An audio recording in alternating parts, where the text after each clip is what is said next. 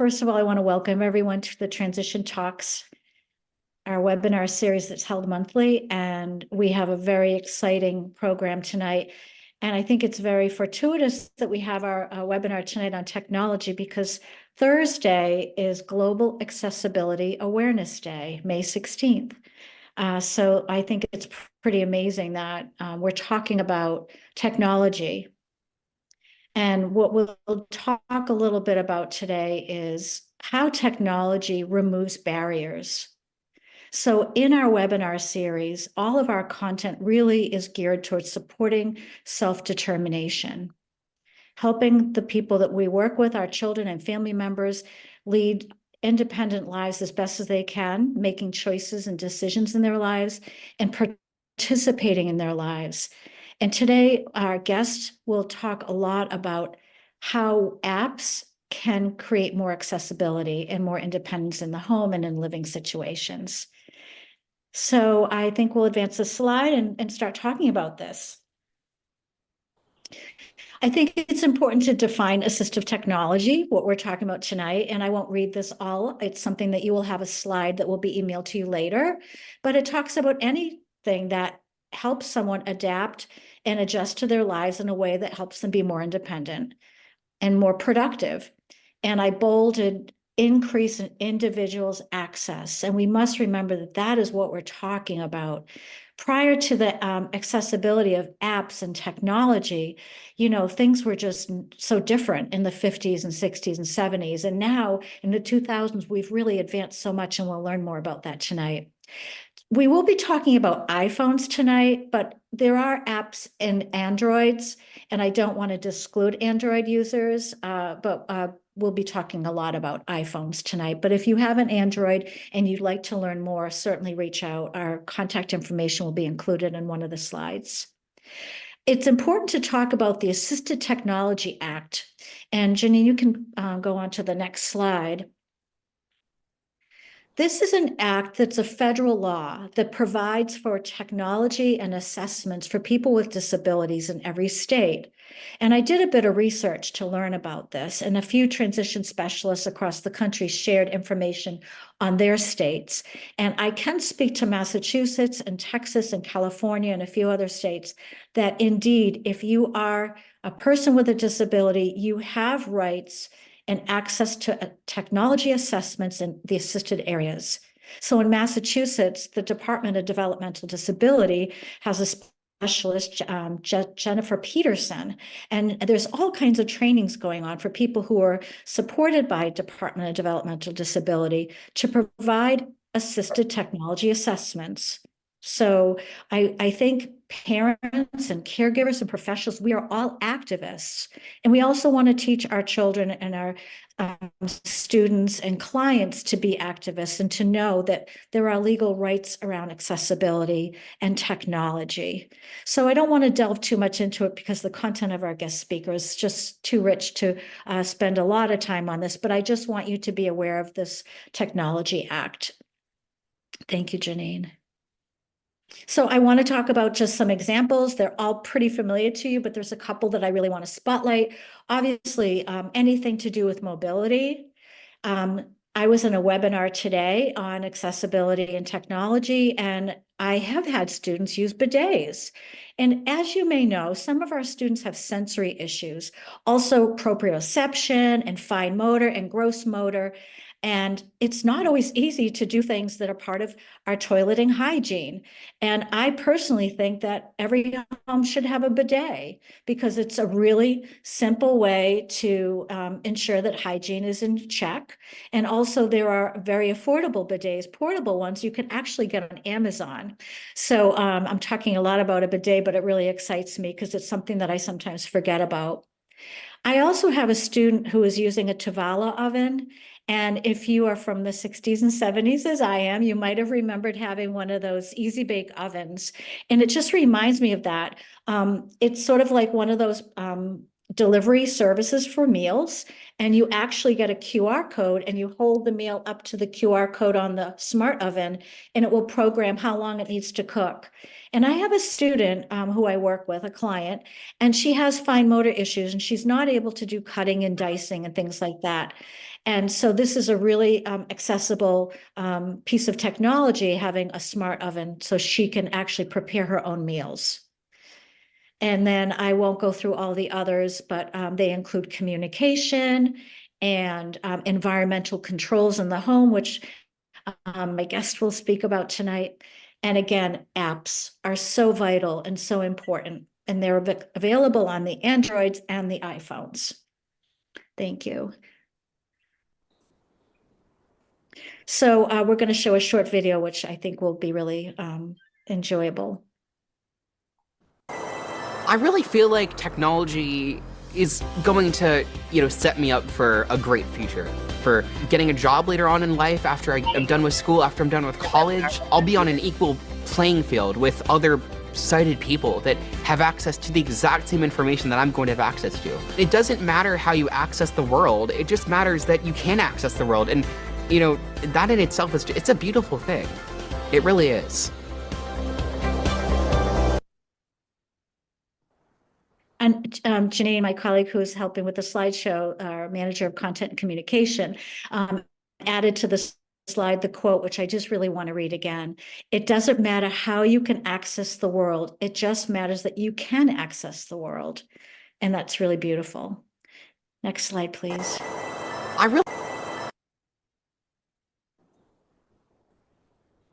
So why we're using apps as part of assisted technology, they're time savers, they help with organization, and they promote and support greater independence, enhancing all aspects of life. Quite simply. There's many apps out there, and tonight we could talk for hours about the apps. If you would like some customized support and learning more about the apps, you can certainly reach out to me. We'll also have my guest Alice's contact information, and we'd be very happy to help you.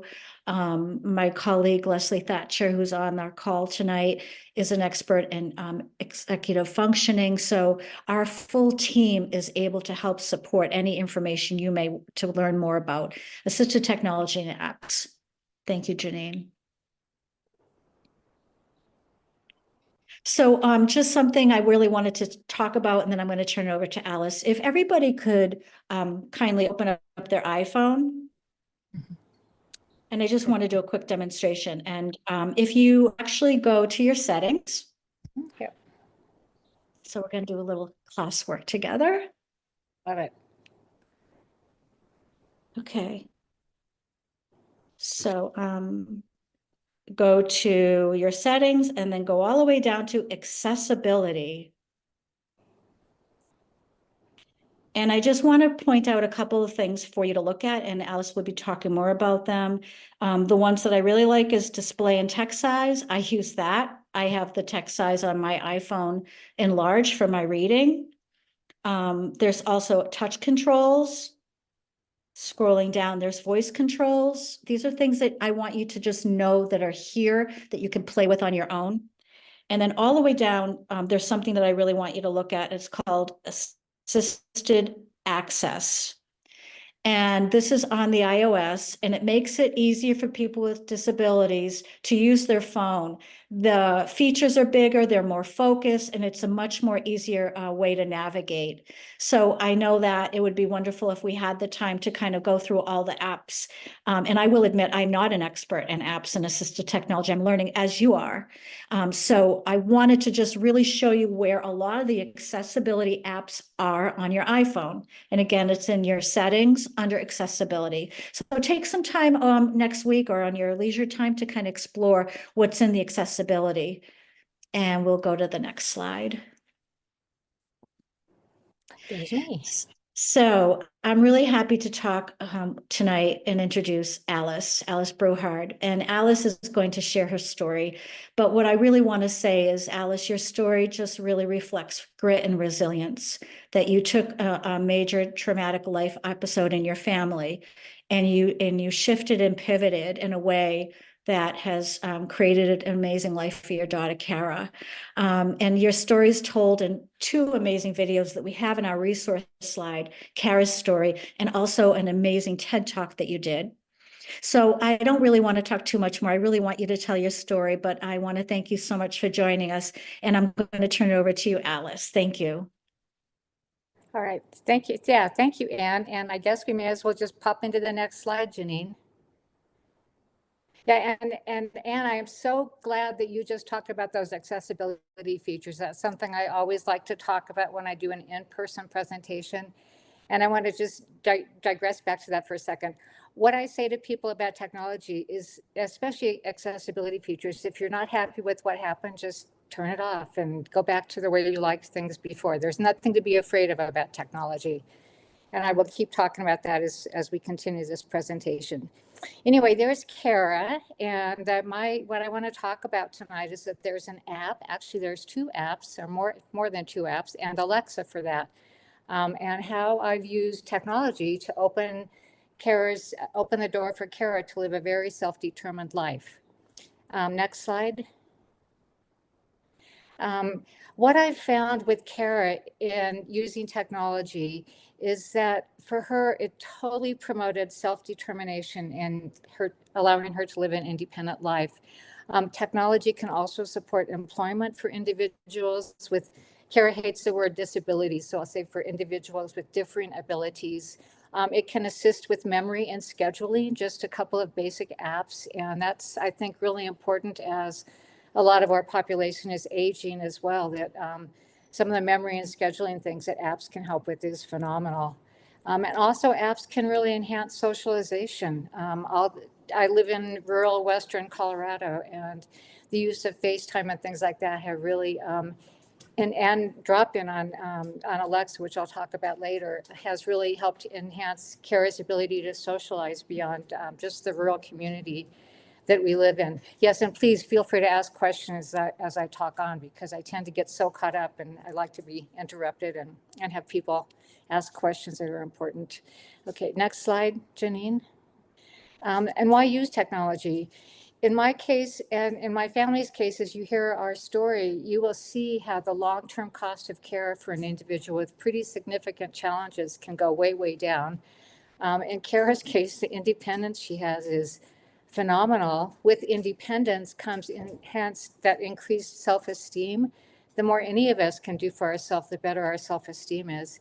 And with Kara, again, as she's lived on her own for quite a few years, her critical thinking level has increased far beyond anyone could imagine for someone with the extent of challenges that she has. And the other thing, cross that digital divide. Don't be afraid of technology. And I'll keep pounding that into you, that we all have to cross that digital divide. Technology is not going to go away, and we don't need to be afraid of it. Next slide. Alice, could I just jump in? Are you going to talk a little bit about your story? Yeah, I'm good. Okay, Yeah, great. Thank you. yeah. I'm just kind of leading into it about why I use technology. And I think, again, it's really important. I think we all have to have a belief in the rights of those with differing abilities to access technology. And Anne touched on that with the Technology Act. And what you guys are doing tonight is great. You're starting to educate yourselves on what's available and what can be accomplished with the right tools and tech, and have great expectations. There's so many apps out there, so much technology that, again, can really enhance a person's ability to live a more self-determined, independent life. Next slide. Okay, now Kara's story. So this is Kara. That's a picture of her little house. Her house is about 6 blocks from where I live. When Kara was 5 years old, we live in a rural Western Colorado. We live about 10 miles from a ski area. And our family's always been very active and outdoorsy in this mountain community. Anyways, when Kara was 5.5 and on kindergarten break, we went skiing. My dog is squeaking. Let me get rid of him. Okay, sorry, dogs. Anyway, when Kara was 5.5, our family decided to go skiing. And Kara had been skiing for a long time, since she was 3, and was was a good skier. Anyway, she and my husband, we were skiing down a pretty much a beginner run, and Kara fell and was sitting in the snow. And as she was trying to get up, getting ready to get up, a group of teenage boys came racing down the hill. There were five boys skiing, and one of them slammed into Kara. His ski tip literally shattered her skull like an eggshell. His ski broke on her. His ski actually broke on Kara's head. Kara stopped breathing immediately, and another skier and my husband initiated mouth-to-mouth resuscitation for her, which the ski patrol continued down the mountain. And Kara was helicoptered to the nearest trauma center, which was 90 miles from where we lived. She was actually picked up on the ski hill and taken to the trauma center. She had a severe, incredibly severe traumatic brain injury. Like I said, her little head was shattered like it was like an eggshell, and the neurosurgeon literally picked out bone and tissue and all kinds of other stuff. And to make a long story short, because it really is, it was, as you can imagine, incredibly traumatic. Kara was in a coma for 2 months on a ventilator, feeding tubes, a whole bit. But she survived, and she has an amazing spirit. And as you know, we had hours and hours, days of rehab, all that kind of stuff, OT, PT, speech, returning back to school, getting into the IEP process, which so many of you know about so well. But as Kara recovered, we learned that she had a pretty significant vision loss. She had a 50% visual field cut. She has left hemiparesis because of her injury and her vision loss. She's unable to read because of the vision loss. She just can't see the words on the page. She has some sight words. She does know some sight words. She really doesn't have any ability to write. She'll sound out things phonetically. And reading her Christmas list is always interesting, trying to figure out what she wrote on her Christmas list. She has no concept of time. She could just get up in the morning and sit on her bed and sit and think. And, you know, she's always needed a lot of prompts to get going through the day because she doesn't have the concept of time. So she can't look at her watch and say, okay, it's 10 to 5. I need to get ready to go someplace. She has no concept of money, except she'll take a $20 bill instead of a $5 bill. So she has gained a lot of skills through the years in terms of some basic things. But as I'm describing her, you can, and it's difficult for me to do that because I don't like to focus on deficits. But she really has had a lot of challenges because of her traumatic brain injury. Her speech, her articulation is pretty darn good, but there certainly are some challenges sometimes with that as well. But from the time Kara was in school and starting the IEP process, we always had her come to the IEPs with us. And at about age 10, again, we live in a small community. A well-meaning counselor said, you need to put her on the list. And we were like, put her on the list. Well, we don't know what you're talking about. And he said, you need to put her on the list for a group home. And we were totally blindsided. We did not see that coming at all. Again, she was about 10 or maybe 11. And Kara at that point, once we got home, said, what are they talking about? What list, Mom and Dad? So we told her about a group home and what that would mean for her and her life. And at age of 10 or 11, she said, I want my own life. I want my own house when I grow up. So given her determination and that being her wish, we said, okay, let's see what we can do. Next slide, please. So what happened with Kara is that in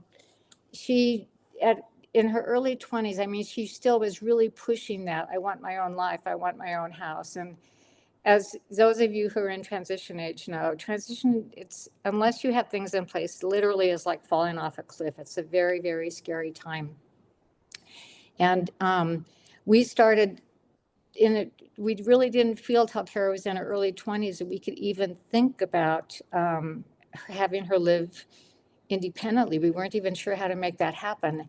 I happened to find a woman from Denver who had a daughter with some significant challenges, who had utilized a computer and a software program that she developed, what the system entailed was this woman had recorded her own voice, and she would tell her daughter all day long via this clunky computer what to do, when to get up, when to get dressed, when to brush your teeth, how to make dinner, things like that. She had also devised a step-by-step picture and audio prompting system, very hard to use on a computer, clunky software, actually floppy disk at that point in time. And she was selling this system for, and I hate to say it, several $1,000s, but because Kara was determined to live independently, my husband and I bought that system, worked with Kara at our house. Kara did pretty darn well listening to this woman's voice telling her what to do, although she would argue with her. She'd say, I did that already, don't tell me what to do. So we had invested in this very expensive software system, floppy disks. We were working with Kara with the step-by-step picture and audio prompts for cooking and things like that. And Kara was doing well. So we were able to move her into a house about 6 blocks from where we live with, in Colorado, it's something called Consumer Directed Attendant Support Services. So Kara has support people that help her during the day, a Medicaid program, a Medicaid waiver. And Kara did really well with the clunky software, expensive computer system. But then as fate would have it, she actually moved into her own house in 2007. As fate would have it, in 2010 or so, her computer died. Because it was floppy disk, the new system didn't even utilize a floppy disk. That's how long I've been with technology. So we bought another expensive computer and funky program, figured it out. Kara utilized it with the picture and audio prompts and voice reminders in somebody else's voice. But then, unfortunately, my husband during this time frame as well had a brain tumor, benign at that point, but he was left with a lot of the same challenges that Kara had, mainly with memory and scheduling. And we had notebooks, we had sticky notes all over the house to try and help my husband remember things. And then we discovered the iPod Touch. This was even before we started using iPhones. And I started finding apps that would help my husband with his memory, with scheduling. And then I kept looking further and further. And by golly, I found an app, the initial app that we used for Kara to tell herself what to do cost 99 cents. And then the other app that I found that allowed Kara to create picture and audio prompts to successfully cook and manage her home was like $18.99. So we replaced this multi-$1,000 system with an iPad and 2 apps for $451. And I've been talking about the 2 apps and the iPads for honestly since 2012, because it was literally life-changing for Kara and something that I felt comfortable talking to other people about. I couldn't really talk about the multi-$1,000 system that we initially started, but with the iPad and 2 apps, it's something that I just love to share about how we can promote that self-independent, that self-determination for people. Next slide. Okay, so this is Kara's app. It sits on her iPad. It sits on the kitchen counter. There's Kara in the background again, wild hair, breakfast time.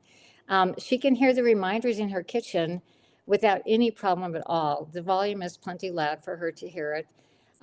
Initially, at one point, I had a small speaker with Patty. She calls her iPad Patty. I had a small speaker to boost the volume, but she doesn't need that anymore. So she just has her iPad on the kitchen counter to use for her reminders and also for the cooking and household chores that I'll talk about with the other app that we utilize. But Patty has been phenomenal for her. And as I talk about the apps, hopefully you'll see how Patty or an iPad or iPhone can be phenomenal for the people you support as well. Okay, next slide. Okay, I'm going to just show, Jenny's just going to help me show a little clip about one of the videos that Anne referred to. And this video is pretty important because it does show Kara a little bit, within her home environment about what she does. But I want to talk a little bit about the person who you will initially hear talking. His name is Eric Weinmeier. He's a blind outdoor adventurer. In fact, he is the first blind person to summit Mount Everest, if you can imagine that. He's done the 7 summits. He's kayaked the Grand Canyon. He's just phenomenal. And he also happens to be a friend. He started an organization called No Barriers here in Colorado, and it's designed to really push people to go beyond their barriers, to look at the challenges in their life and go beyond their barriers to achieve their goals. And anyway, like I said, he's a friend. We've gotten to know him, and it's a long story how we got to know him. But anyway, Kara wanted to, having met Eric, wanted to achieve a goal, and her goal was to return to the site where she was injured as a 5-year-old. So Eric agreed to do the climb with us, but he also wanted to talk about Kara's world. And in this short little clip, you'll see Kara, and you'll hear a little bit about her world, and you'll also hear her voice reminders. I need to say that the Reminders app that we discovered for Kara that cost 99 cents, Kara can record her own voice, and Kara tells herself what to do all the time.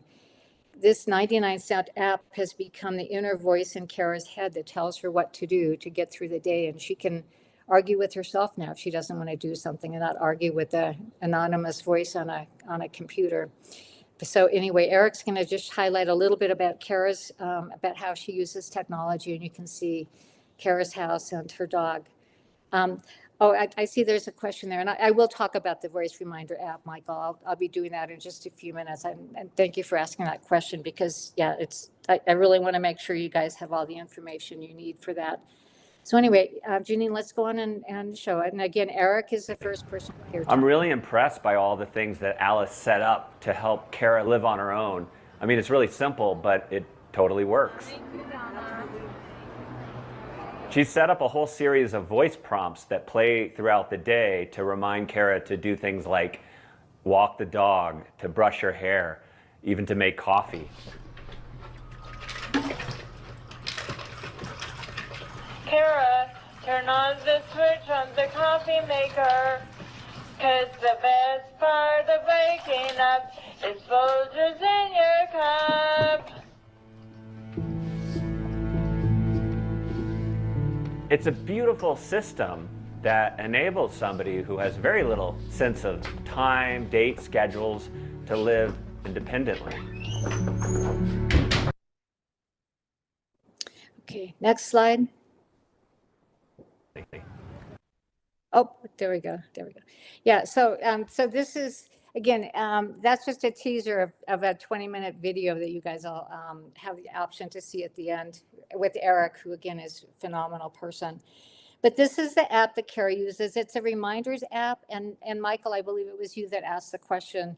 I have a very detailed handout that I'm more than happy to send at the end. And my email is on the end of this presentation with the exact name of the app and how to access it.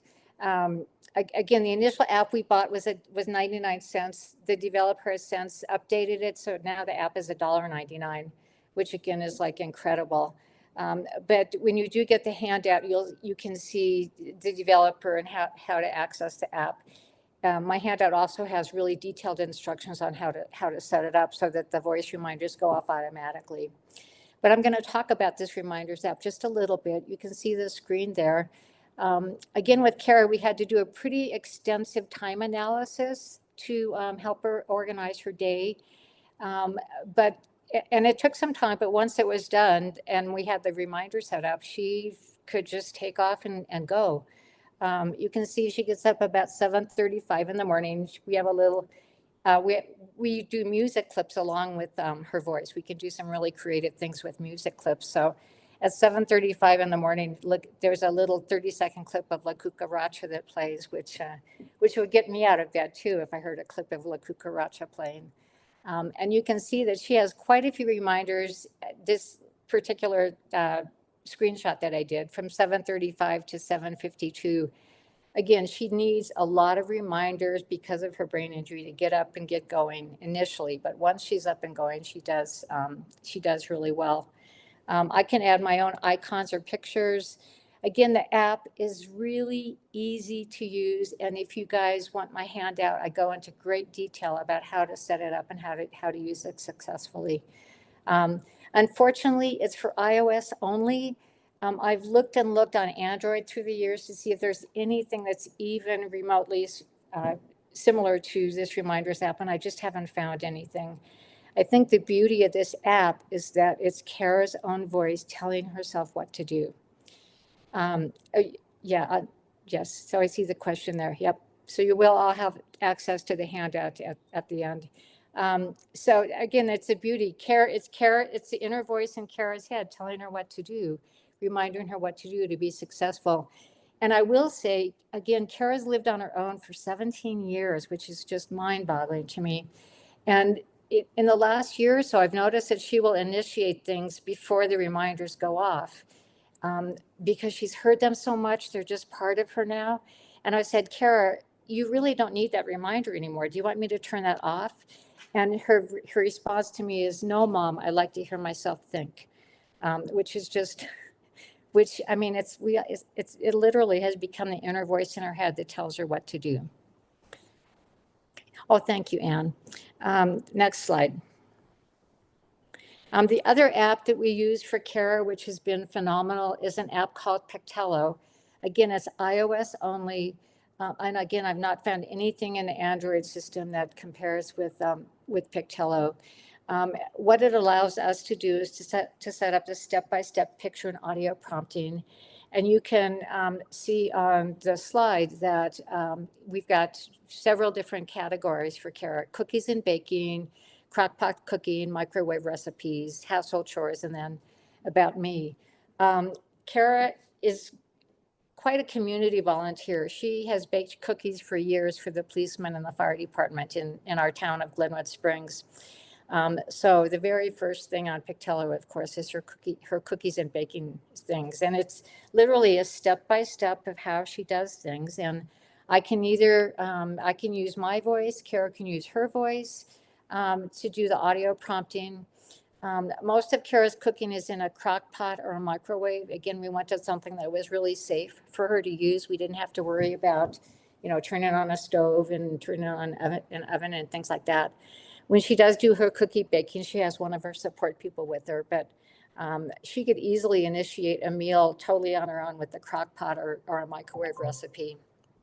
And again, under each category, there's a set of recipes with the video or audio prompting and picture prompting.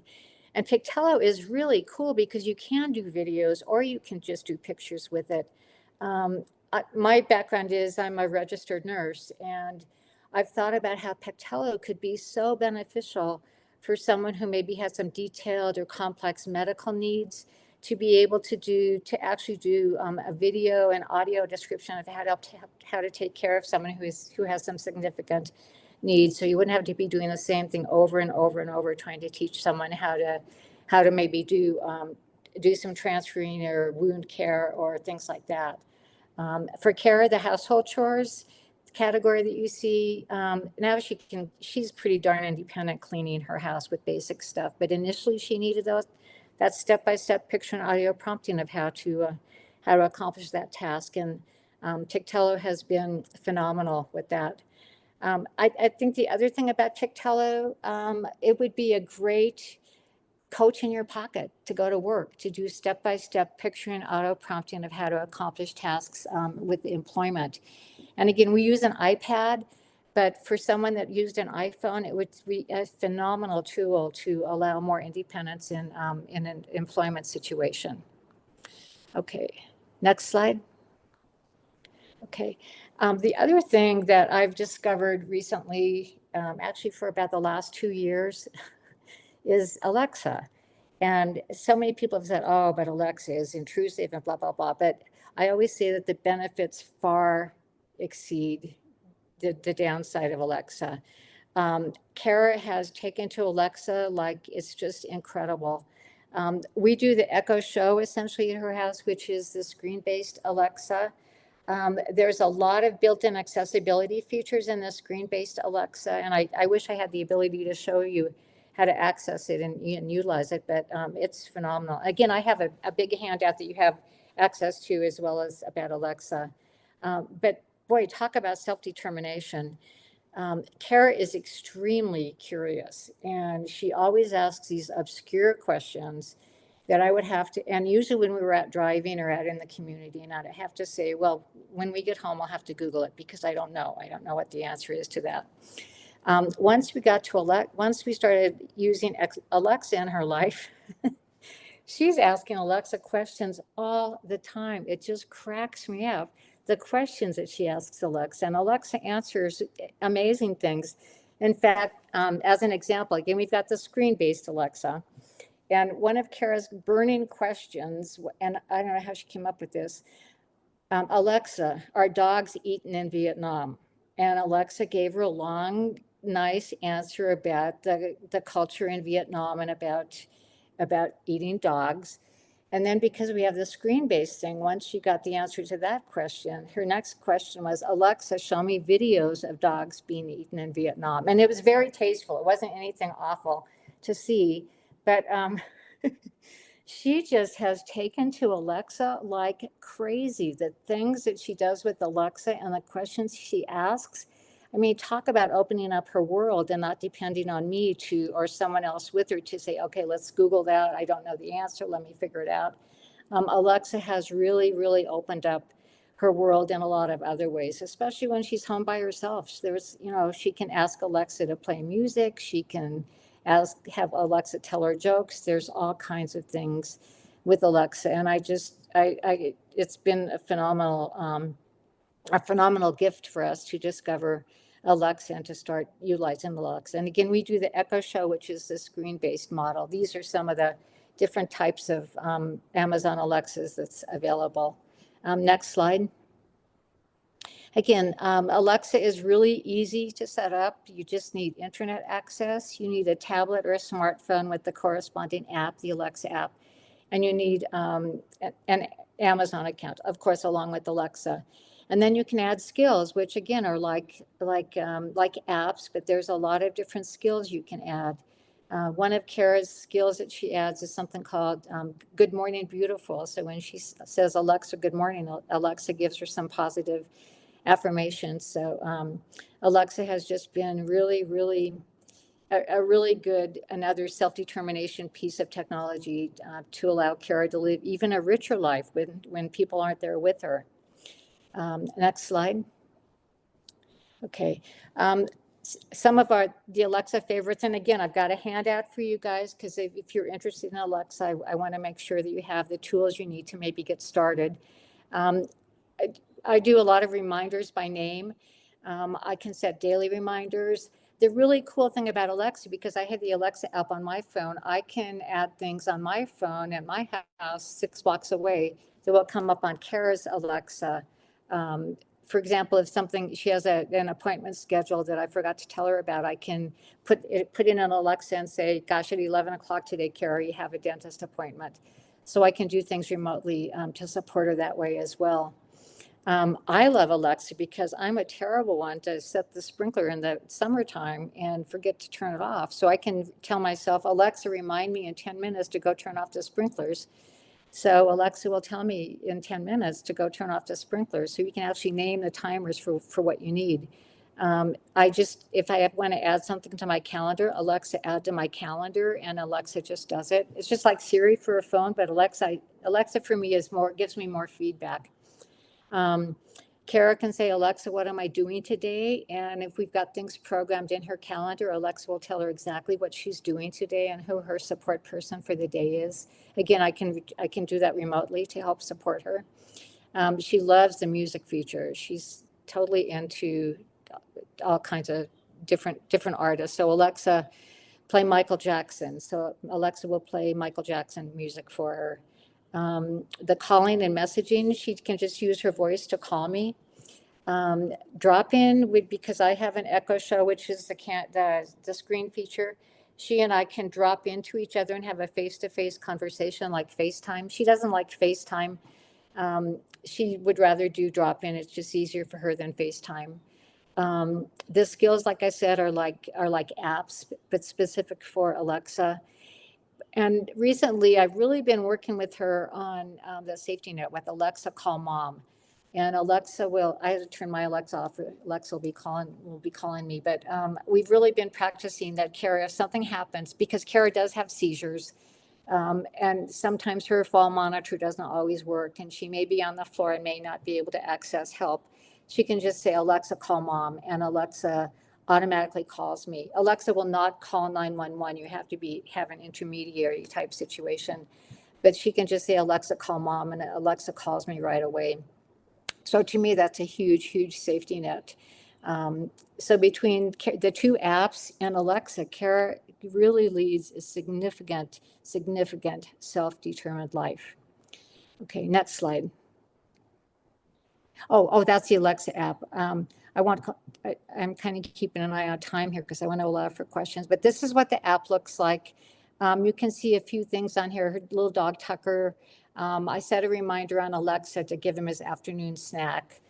Even though she's got the reminders app, sometimes she likes hearing Alexa to tell her things to do too. So she does like Alexa to tell her about feeding the dog. In the evening, I've added a skill that will launch a healing sound for 15 minutes when she goes to bed, and it just gives her some nice soothing bedtime music. But again, that's within the Alexa app, and it's really, I will say the app is a little bit challenging to learn to use at first, but once you've got it down and just work with it, then you can do anything with it. And I've got a handout on that. So, and again, on the Echo Show, there's a lot of accessibility features on the Amazon, on this green one. So next slide. Okay, and we'll just show Kara's, we'll do a little demo on how she uses it. I think the volume on this is maybe a little low. I'll just warn about that ahead of time, but you can see Kara using Alexa. Are you ready to show people how Alexa works? Yes. Okay, go on and get started. Alexa, good morning. What's today and who's coming over? Good morning, beautiful. You should be paid for looking so good. What day is it? Oh, and what day is it? What about Alexa? Alexa, what day is it? It's Tuesday, May 29th. What about Alexa, what am I doing today? And Alexa, what am I doing today? Today there are 2 events remaining. Lou will be with me today for a terrific Tuesday is in progress and ends at 2:30 p.m. At 12 p.m. there's wind walkers and horses.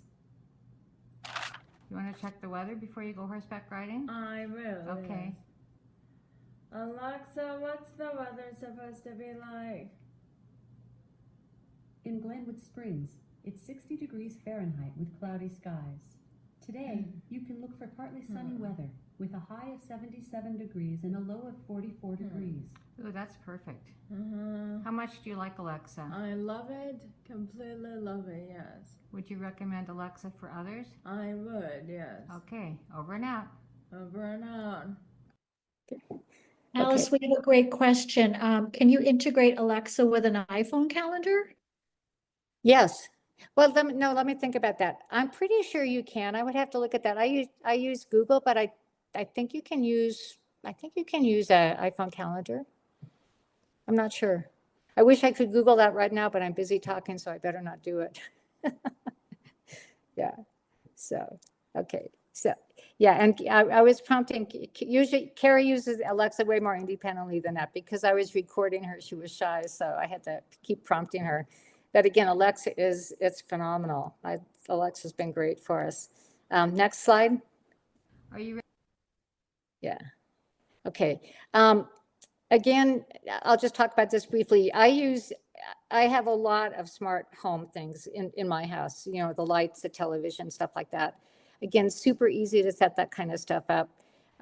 And voice controlled or type to Alexa because of the accessibility things with Alexa. If someone has articulation difficulties, on a screen Alexa, or even on the Alexa app, you can type questions to Alexa if you don't have the capability to use your voice. So I think that's another really cool thing about Alexa, that it's not totally voice controlled. You can also, there's the ability to type to it to answer things and do things.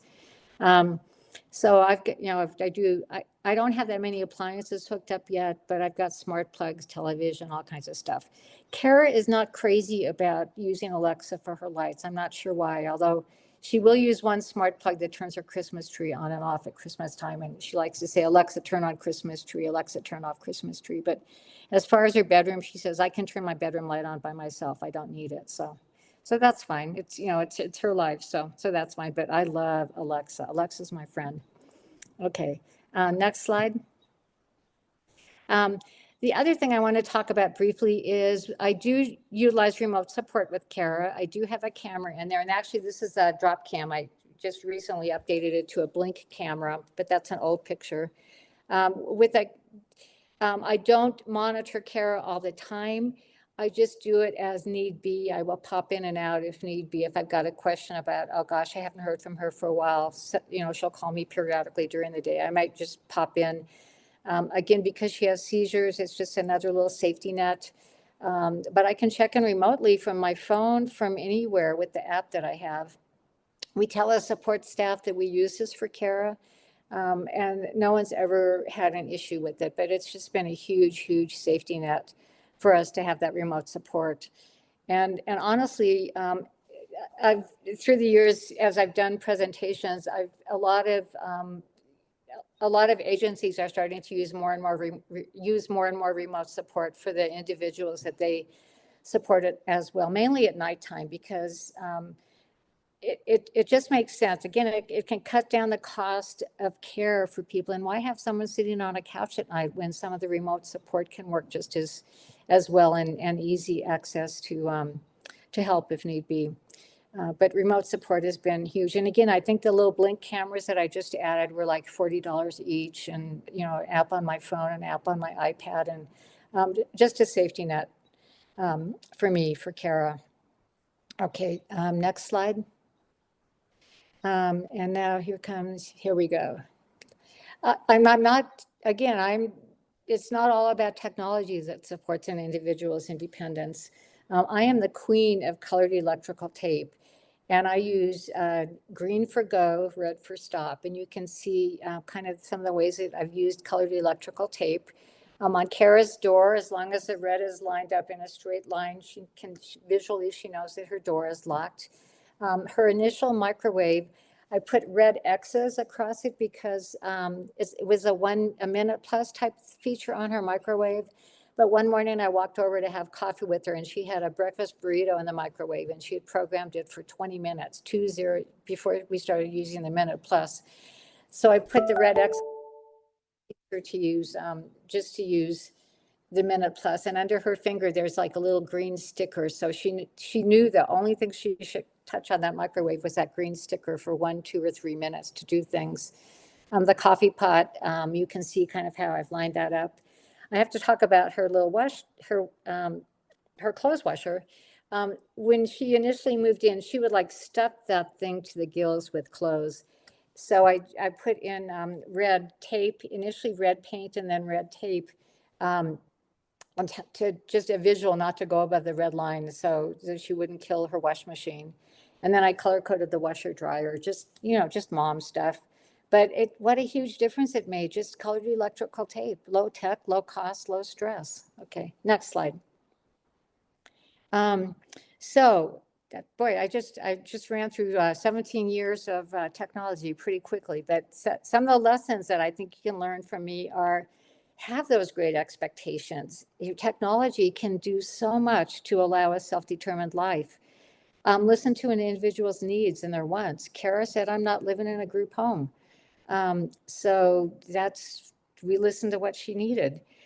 Start small, find 1 or 2 tech tools to start. It's easy to get overloaded with technology, but just find 1 or 2 things to start with. There's, again, like Anne said too, and like I've talked about, there's a lot of options out there, and really think about discovering the possibilities for independence and self-determination. Next slide. Oh, I think we missed one. That's okay. So I guess it's just, I'll just say one more thing before we go into, I'll tell a story on myself with technology. I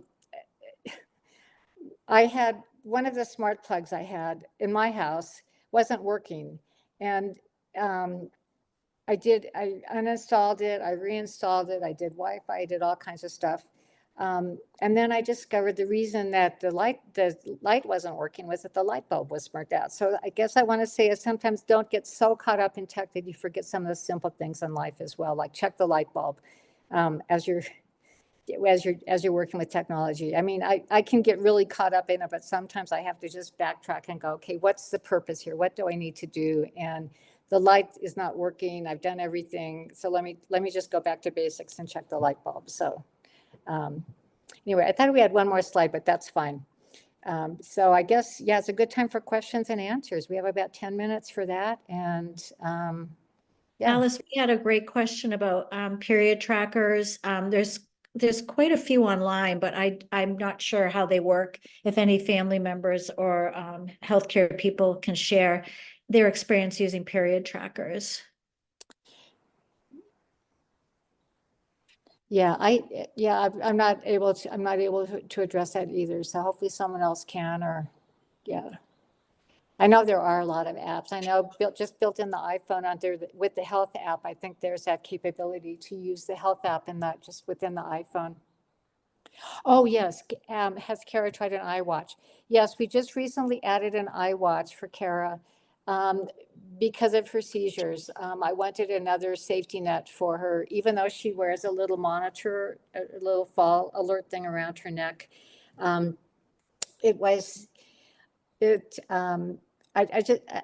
just wanted another safety net. I have to add that unfortunately my husband passed away about 2 years ago. He, as fate would have it, fell and hit his head and had a subdural hematoma, another brain thing for my family. So I just am much more aware of making sure that Kara's safer, and the iWatch has been really good. And again, that feature of where's my iWatch, sometimes to track Kara to see where she is, has been a really nice feature. Find my iPhone, find my iWatch. It's a good way to track and see, if she leaves her house or something, or is out with her support people, I can just see where she is if there's a question that I'm concerned about. So, yes. Alice, Elizabeth asked a great question about speech articulation. I think, Elizabeth, maybe you're referring to using technology to be the voice for someone who is having difficulty with speech. And when we have our slides with our contact information, if you would be so kind to email me directly, we can send you some information that will help you, navigate that. Okay, thank you. Yeah, thank you. And one of the things I really liked, Alice, that we talked about, which is not necessarily an app, but it is a type of assistive technology, is shifting the environmental situation and using tape and other really simple tools to kind of help guide and navigate. And for everyone in the home, if it is okay, it's very much okay to ask your school district or whomever you're working with for an OT assessment in the home to come in and look at the environment to help set it up. I know some of you personally are looking at independent living and apartment situations that will be supported, and it's really great to have someone go into the home and look at it to see where you can make simple modifications that are going to create more independence. And the thing that we want to move away from is parental prompt dependency, right? Alice, you moved Totally. Yes. parental prompt dependency to Alexa and apps and other voices. And that's really beautiful because we have to think about when we're not available to help our children anymore. So I love the innovation. And I think, we're all learning from each other. You're as much of an expert in all of this as we are. So if there's an app that you're using and you want to talk about it, we want to hear about it. Thank you, Peg, for your feedback. Yep. Thanks. Thank you. Yep. Great accolades for Alice. Alice, thank you so much. You're a fighter and you're fierce, and you've certainly had continued tribulations, and I really appreciate your vulnerability being here and sharing with us your story. Yeah. Thank you. And we will get all the handouts that Alice is speaking about, but also when we move to when you get the slides, Alice's contact information will be there.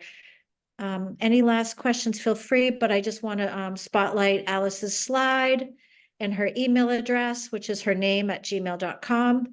You must watch the video Kara, Star of the World, and of course the TED Talk, which is in our resource section. Thank you, everyone. Let's continue with our slides. So we have some resources. I spoke about the ACT Technology Act.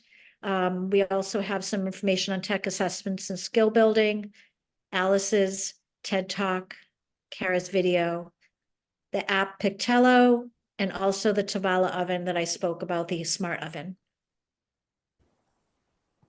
Next slide, please.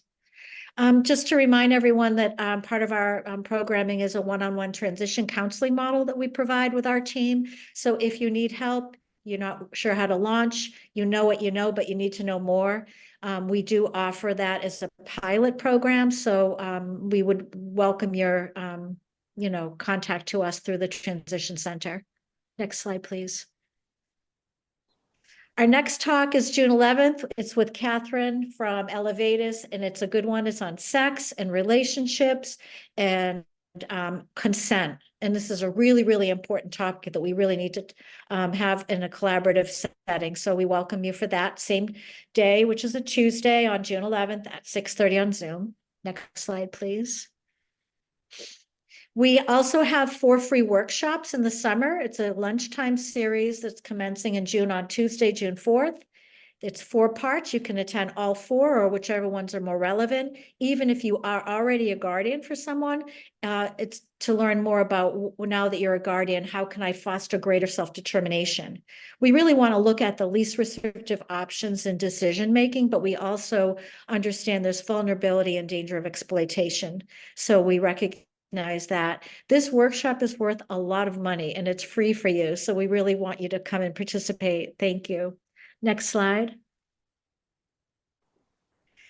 We're really excited about this. We are on the move in Facebook and we have a Facebook page and it's right there. Follow us on Facebook, the Transition Center. And next, we are really excited that we just started a Facebook group. And maybe we can get that information to you later. Thank you, everybody. We just made it to the bottom of the hour. And I thank you all for being here and having space together, sharing your questions. I know Elizabeth and some others have some further questions. So the next slide will show our contact information. We really want to follow up. Our director is Alex Lavoie. Leslie Thatcher was on tonight. I am Ann Phelan. Thank you, Janine, my colleague, who did a stellar job for the slides. And questions in general to transition@perkins.org. And everyone will get a copy of the slide via email after this, with also a survey, which we really appreciate your transparency and feedback to make our product better. Congratulate yourself for being here tonight. Well done. Have a great night, everyone. Yeah, thank you. And again, feel free to reach out. I'm always happy to answer questions. Thank you so much, Anne. Thank you, Alice. Thank you.